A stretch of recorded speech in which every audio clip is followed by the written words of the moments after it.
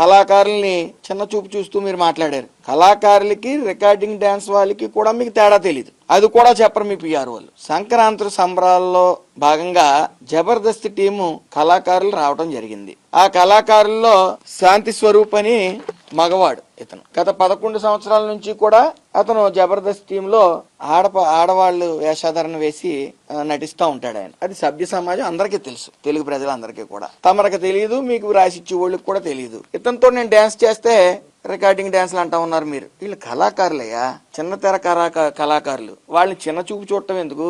మీకు తెలియదు కదా.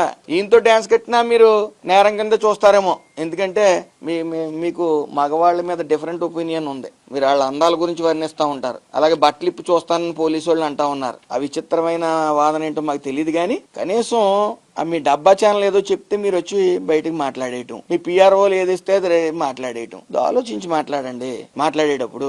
అలాగే మీరు జైల్లో వేస్తానంటున్నారు ఏంటి? కళాకారులతో మమేకమైనందుకు జైల్లో వేస్తారా? అవునవును, జైలు గురించి మీరే చెప్పాలి. ఎందుకంటే అందులో మీరు సిద్ధహస్తులు, ఎక్కువ రోజులు ఉన్న వ్యక్తి. అలాగే జైలు గురించి మీకు తెలిసినంత ఇంకెవరికి తెలియదు అనుకోండి, జైల్లో వేయాలి ఖచ్చితంగా. కళాకారులతో మమేకోవడం తప్పు మీకు.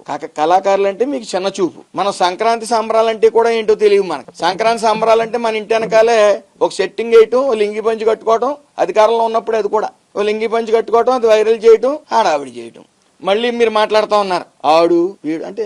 బడుగు బలహీన వర్గాలకు చెందిన మంత్రులు గాని ఎమ్మెల్యేలు గాని అంటే మీకు అంత చిన్న చూపా? వాడు వీడు అంటారా? భయ మాకు నోళ్ళు లేవా? మాకు సంస్కారం నేర్పారు మా పెద్ద ఆయన, గౌరవం ఇచ్చి పుచ్చుకోండి అని చెప్పి. వాడు వీడని మీరంటే మేము అనలేమా? మీకు ఎవరండి ఇవన్నీ మీకు అన్ని చెప్తున్నారు పిఆర్ఓలు? మీరు అగ్రెసివ్ గా మాట్లాడితే మేము మాట్లాడలేమా? మీకు అవగాహన ఉండదు. ఎక్కడో కోటల్లో ఉంటారు, డార్క్ రూముల్లో పబ్జీ ఆడుకుంటా. సడన్ గా వస్తారు, ఆడేదో రాస్తాడు మీ పిఆర్ఓ, లేకపోతే మీకు సలహాలు సూచనలు ఇచ్చేవాళ్ళు, అవి మాట్లాడేస్తూ ఉంటారు. ఏదేమన్నప్పటికీ మీరు కొద్దిగా అవగాహన తీర్చుకుని పిఆర్ఓలు 2-3 పెట్టుకుని మాట్లాడవలసిందిగా నా కోరిక. కళాకారులతో ప్రజలతో మమేకం అవటంలో తప్పుని వెతికిన మిమ్మల్ని ఏమనాలో కూడా నాకు అర్థం కావట్లేదు. కాబట్టి ఈ మగవాళ్ళని, అందంగా ఉన్న వాళ్ళని వర్ణించడం, మీ ఇంటి వెనకాల సెట్టింగ్లు వేసుకోవటం, రిపబ్లిక్ డే రోజున బయటకు రాకపోవటం, సంక్రాంతి సంబరాల్లో అంటే అధికారంలో ఉంటేనే మీకు పండగలు గుర్తొస్తాయా? అసలు తెలుగు పండగల మీద మీకు అంత చిన్న చూపు ఏంటో నాకు అర్థం కావట్లే. మారండి అయ్యా బాబు. మీరు గౌరవం ఇస్తే మేము గౌరవం మళ్ళీ తిరిగి ఇవ్వడం జరుగుతుంది. ఈ జబర్దస్త్ టీం గురించి మీకు తెలియదు కాబట్టి మీ కళాకారిని రోజక్క ఉంది, రోజక్కని అడగండి. శాంతి స్వరూప్ అని అతను మగవాడా ఆడవాడా ఆవిడ చెప్తుంది. ఎందుకంటే ఆవిడే జడ్జి కింద వ్యవహరించేది. అలాగే మీరు మీ రోజక్క గాని ఆ రకరకాల విన్యాసాలు రికార్డింగ్ డాన్స్ 5 ఏళ్లు చేశారు కాబట్టి ఆ రికార్డింగ్ డాన్సులు చూసే జనాలు మీకు 11 సీట్లు ఇచ్చారు. సంక్రాంతి సంబరాలకి కళాకారులకి రికార్డింగ్ డాన్సులకి తేడా తెలియని మీకు మీ ఏం చెప్పినా వేస్టే. కళాకారుల్ని చిన్న చూపు చూస్తూ మీరు మాట్లాడారు. కళాకారులకి రికార్డింగ్ డాన్స్ వాళ్ళకి కూడా మీకు తేడా తెలియదు. అది కూడా చెప్పరు మీ పిఆర్ వాళ్ళు. సంక్రాంతి సంబరాల్లో భాగంగా జబర్దస్త్ టీము కళాకారులు రావడం జరిగింది. ఆ కళాకారుల్లో శాంతి స్వరూప్ అని మగవాడు. ఇతను గత 11 సంవత్సరాల నుంచి కూడా అతను జబర్దస్త్ టీంలో ఆడవాళ్ళు వేషాధారణ వేసి నటిస్తూ ఉంటాడు ఆయన. అది సభ్య సమాజం అందరికీ తెలుసు, తెలుగు ప్రజలందరికీ కూడా. తమరికి తెలియదు, మీకు రాసిచ్చే వాళ్ళకి కూడా తెలియదు. ఇతనితో నేను డాన్స్ చేస్తే రికార్డింగ్ డాన్స్లు అంటా ఉన్నారు మీరు. వీళ్ళు కళాకారులయ్యా, చిన్న తెర కళాకారులు. వాళ్ళని చిన్న చూపు చూడటం ఎందుకు? మీకు తెలియదు కదా.